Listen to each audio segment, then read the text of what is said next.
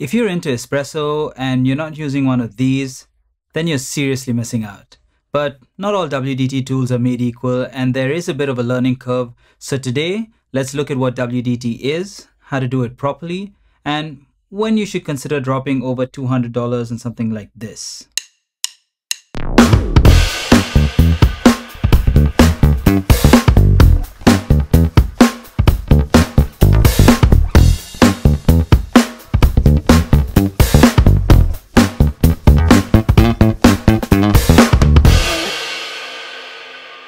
Declumping, fluffing, and spreading your coffee grounds isn't just for vanity. It's one of the most important steps to brew great espresso.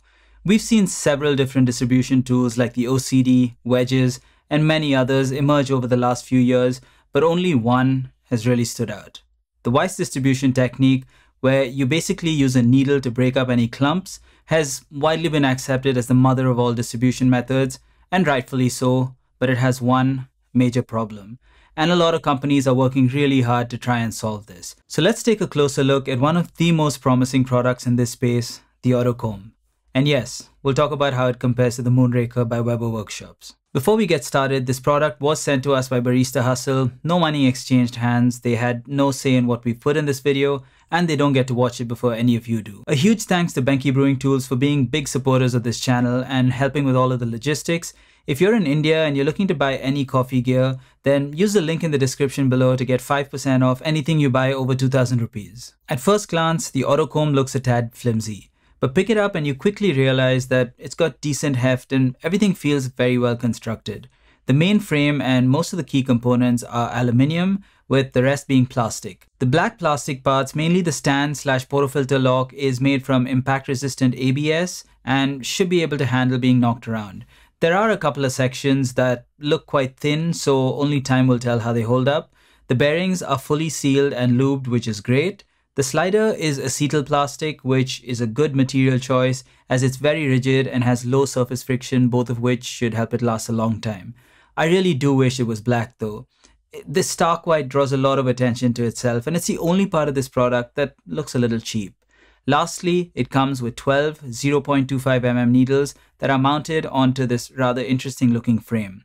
One of the things I absolutely love about this design is how the needles are protected at all times. Whether you place it on the counter or you're locking it onto the portafilter to use, the chances of damaging the needles are very low. And in the off chance that you do end up bending a needle, it ships with around 38 spares, so unless you're deliberately bending needles to pass time, you should be good for a while. This is one of the main reasons I'd pick it over the Moonraker. I had the opportunity to use the Moonraker at Expo in Portland, and even though I didn't get to test it extensively, I was still able to form enough of an opinion to make this comparison. With the Moonraker, I just felt like I needed to coddle it a little more because the needles are fully exposed. We'll dig a little deeper into this comparison at different points in this review. So yeah, it's well built, and I also think it looks really cool. Very different from any of the other spinny WDT tools. I would also love to see it in space gray. I think it would look sick. But now let's test ergonomics. When it comes to ergonomics, at first the AutoComb feels a bit clunky and kind of awkward to handle. You don't really know where to hold it and how it really works even. But take a couple of minutes to watch the quick start guide and you'll realize it's actually pretty simple. The moment you start holding it correctly like this, the whole process of locking it onto the portafilter and using it is really intuitive. And I also like that the thumb grip can be flipped if you have an angled portafilter. Honestly, once you get the hang of it, it's really satisfying to use. But it's not all hunky-dory. For starters, the slide up with the magnetic lock is very satisfying, whereas the trip down is abrupt and jarring. It's particularly unnerving when you're calibrating the height, because if this thing comes crashing down, the needles are screwed. A little more resistance would be very welcome. The other thing that I feel could be improved is the texture of the main stem that's used to rotate the needles. I love using this thing, but I just wish it was a tad grippier as my hands often slip over it. Maybe knurling or giving it a rubberized finish could help create more friction and make the UX a little more enjoyable. Ribbed for extra pleasure. And lastly, there's definitely room for improvement with the thumb grip. It's not terrible, but it can be made more comfortable. Also, Namisha is left-handed and found it pretty awkward to use. So yeah, that's ergonomics. Now, let's see if this thing actually works. So when it comes to performance, the OG WDT tool is still king. purely because of how much control you have over how the needles move. If you know how to use it properly, you can consistently get better results than any of these spinny WDT tools. Stick around and we'll show you how we get excellent distribution every single time. The thing is, it has a bit of a learning curve and requires a decent amount of patience, and we as humans generally detest both of these things. The only reason we've persevered with this tool is because of how dramatically it can improve your espresso. But as amazing as fully manual WDT is, it's so damn slow that it just isn't an option in a lot of situations and is also more prone to human error. This is precisely why tools like the Moonraker and the AutoComb exist. While they don't quite have the same level of control like movement on the Z-axis and the pattern that the needles are making, they more than make up for it on the speed and consistency front. But before I tell you where a product like the AutoComb would be a perfect fit, let's look at how it works and if it actually lives up to the claims. I'll start by saying this: when this thing works, it's like friggin' magic. In under 4 seconds, you can go from this to this. It's insane. David Blaine would be speechless.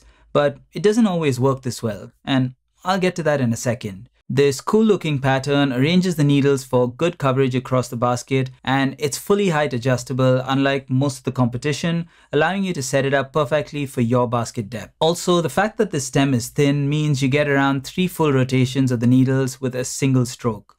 Unless you're Trump.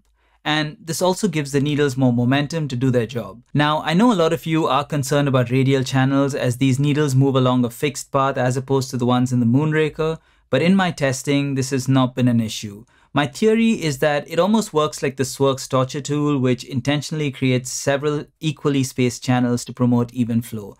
Also, the needles move fairly fast, so these troughs aren't very well defined, if that makes any sense. Anyway, long story short, there doesn't seem to be any obvious channeling either visibly or on the palette. Oh, and I also really like that these needles lift off the bed perfectly vertically. With something like the Moonraker, you do run the risk of tilting when you're lifting off, and this can actually dig pretty big holes in the bed. Okay, so I mentioned that it doesn't always work like magic, which isn't surprising if you think about the number of variables it's up against. To name a few: basket shape, depth, coffee dose, the kind of coffee you're using, how sweaty your palms are, whether or not Mercury is in retrograde. All of these dictate how well it performs. Also, you are currently restricted to 58mm baskets only, and not all baskets are supported. For example, if you have a tapered basket, then you may need to clip the outermost needles down. Also, at the time of making this video, the Unifilter by Weber is not supported. So if you do plan to buy this, then check their website or email them and make sure it's compatible with your gear. But that being said, this product looks super modular, so I wouldn't be surprised to see accessories that allow for new needle position configurations or allow one to WDT at different positions along the Z-axis. I'm sure people will experiment with different needle thicknesses at different positions, mixing needle heights, etc. The possibilities are endless and very exciting. But coming back to the present, the good news is if your gear is compatible, then pretty much every situation where the AutoComb misbehaved, all it took was a slight change in technique to sort things out. So let's move on to workflow and take a closer look at how we like to use these tools and how to tackle some of these trickier scenarios. As promised, let me quickly show you how we get killer results with the OG WDT tool before looking at our AutoComb workflow and troubleshooting tips. So in terms of specs, anywhere between 5 to 9 needles seem to work really well, and a thickness of 0.3 mm strikes that perfect balance between flexibility and strength. 0.25 does a really good job, but is super fragile and bends way too easily. 0.35 and 0.4 are a lot harder to damage, but they are more likely to dig troughs in the bed and require you to use quicker movements to avoid this. So try and get 0.3. This particular one is designed by the talented J. Kim Meigs and has been our go-to for a while now. Okay, so after years of tinkering and tweaking, here's what works best for us. With our equipment, your mileage may vary. Start with the needles just barely touching the bottom of the basket. Draw small circles while making your way around the basket. You can also move around in a zigzag pattern, which seems to work well. Just make sure you're covering the entire area. Now, the speed with which you should be moving is something that comes with practice, but there are clear visual indicators when you're doing it wrong. Too slow and you'll see the needles digging holes in the bed. Too fast and coffee is flying everywhere. So try and find that perfect in between. Once you've completed 1 or 2 passes at this level, then raise the needles a tad and repeat. This ability to change position along the Z-axis is what makes this manual method so powerful, and I'm waiting for one of these newer tools to be able to do this a little quicker. Anyway, continue to raise the needles a tad after every couple of passes and work your way all the way to the top of the basket. Then we're ready for the final groom, as I like to call it. Here, there aren't any rules other than restricting the needles to the very top of the bed. Move around, switch directions if you need to, and just carefully eliminate any obvious troughs or mounds until you have something that looks as pretty as this. Lastly, give the basket one gentle, vertical tap on the counter to settle the grounds. Just remember that a bad tap can ruin all of the work that you just put in, so be careful and restrict it to just one unless your basket is brimming and you absolutely have to do a second. That's it. This shouldn't take you more than an hour or so to have a perfect looking bed. Just kidding. But take your time and your palate will thank you. With a little bit of practice, you'll be pulling bangers that rival your favorite cafes. But not everyone has the time or the patience for this, so let's look at the AutoComb workflow. First, and most importantly, you need to adjust the height, and this is super easy to do. Also, you only need to do it once. Pick it up using these handling points, place it on the portafilter, and lock it in place with your thumb. Loosen the screw and then carefully lower the needles until they're about 2 mm above the floor of the basket. Then, with your other hand, move the stopper down to this point and retighten. Great, you're all set. It's time to start combing. First, grind the coffee either directly into the portafilter or into a catch cup and transfer it. Position and lock the AutoComb like we did a minute ago, and use this back and forth movement going from the tip of your pinky to around the base of your palm. In most cases, it should only take 2 or 3 of these front and back strokes to get well-distributed grounds. It still blows my mind how quick this is. Then, once you're done, and this is important, lift the needles first, then unlock from the portafilter. And lastly, it's super easy to take apart and clean, and I'd recommend doing this every week or so just to get rid of any buildup. Okay, so if you followed these steps and things still don't look quite right, then here are a few reasons why this could be happening and how you can troubleshoot. Number 1, the rotating puck. When you grind very fine or you're using a dark roast, and by dark I mean oily beans, the grounds tend to clump more easily, and this can put you in a sticky situation, quite literally. You'll find that the grounds rotate along with the needles instead of the needles moving through them. This can also happen if you tap the portafilter right before, as this can compact the grounds. The best way we found to resolve this is to start with quick, short strokes to help the needles break free, and gradually increase the length of the strokes while also reducing speed. Pay attention to the grounds, and the moment you start to see the needles move through the grounds and distribute them, give it 2 to 3 normal strokes and you should be set. With some stubborn grounds, you may need to tap the portafilter on the side and give it a few shakes, then retry this process. Number 2, the vortex.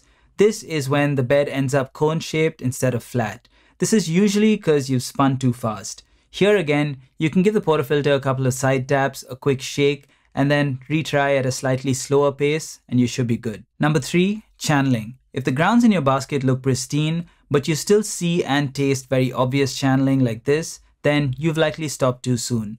Beauty is only skin deep.